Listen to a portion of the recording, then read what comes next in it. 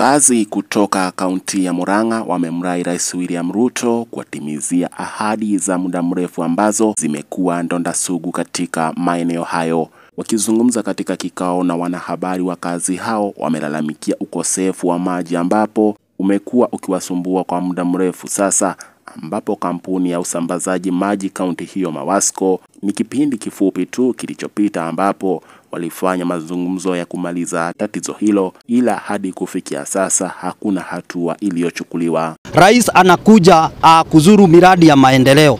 Jambo ambalo linatuhuzunisha ni kwamba tulikuwa tunadhania mradi huu wa maji wa Maragwa ungekuwa ni mojawapo ya president kuja kuraunch, lakini tunasikia ya kwamba haiko kwa orodha ama ratiba ya baadhi ya project ambazo president atakuja kuraunch. Mimi nataka niulize rais, kwani wewe uliuziwa uoga kwa sababu ama ni watu gani ambao hawa wana sabotage project zako ama directive zako? Kwa sababu wakati wewe ulipeana hiyo directive hakuna mtu yoyote kuwazia governor ambayo amefanya iwe implemented. Sisi tuko na obi moja tu, hakikisha ya kwamba tangu upeana hiyo presidential directive order imekuwa implemented, kwa sababu governor ni kama alinunua uoga, na sijui kama wale watu ambao wanajihusisha kwa hizi mambo ya kugandamisha ama kuharibu mwelekeo kulingana na ratiba yenye umepeana wanajihusisha na kuhakikisha ya kwamba project zako ili isemekane wewe ufanyi kazi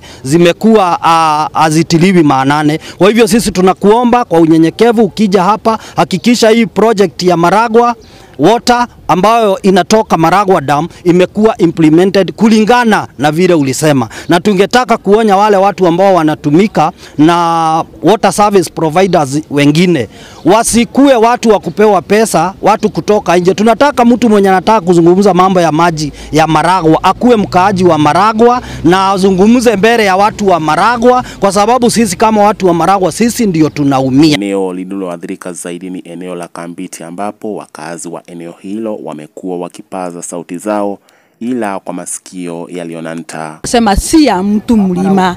Mlima ni ya kila mtu, si ya mtu mmoja. So maji kwetu Kambiti hatukukuwa na maji. Mimi ni wa side ya Kambiti, hatukuwa na maji.